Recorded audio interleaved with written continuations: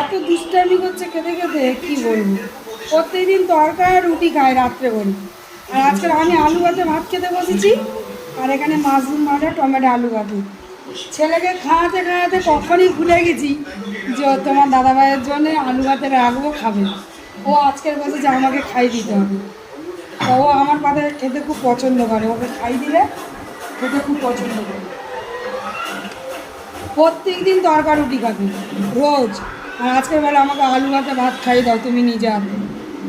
আর ছেলেকে খাওয়াতে খাওয়াতে ভুলে গেছি বরকে আলু ভাতে রাখবো।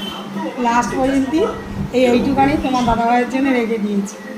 তো তোমার দাদাভাই এমন মানুষ, যদি নুন ভাত দাও তাও খেয়ে নেবে, কিছুই বলবে না। বলে না না ঠিক আছে, তাহলে আর একটু আলু ভাতে আছে মাখি দেবো, বলে না না ঠিক আছে, ওটাই আমার চলে যাবে। এতটাই ভালো, শুধু আমার হাতে ভাত খাবে।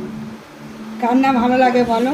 মায়ের হাতে, মায়ের হাতে ভাত খেতে সত্যিই খুব ভালো। বড়টা হোক বিয়েটা হোক দেখবে, আর মার হাতে খাবে তখন, খাবি তখন কেমন মুচকে মুচকে হাসতেছে, দেখো গালে হাতটা মানে কলকে নাচি করছি। আমি যদি মিথ্যে কথা বলে থাকি, ওরা এক সপ্তাহের মধ্যে মারা যাবে। টিভি দেখছে, এবার টিভি দেখছে, আর এদিকে ভাত খাওয়াতে হচ্ছে। এখন অনেক রাত হয়েছে, আজকে রাত্রে ভাতে ভাত করেছি। প্রত্যেক দিন রিচ টিচ খাবার ভালো লাগে না, আজকে চিল্লি পনির এটা সেটা করে ভালো লাগে না। আর ও তো প্রত্যেক দিন তরকা, রোজ তরকা খায়, তরকা রুটি। ছোটোবেলা থেকে একটা অভ্যাস হয়ে গেছে তরকা রুটি খাবে। আজকের বলো তোমার হাতে আমি খাবো, তোমার পাতে বসে বসে বলে বসেছি। তাও ভিডিও করতে দেয়নি, জোর করে ভিডিওটা করলাম, বলে না তুমি করবে না ভিডিও।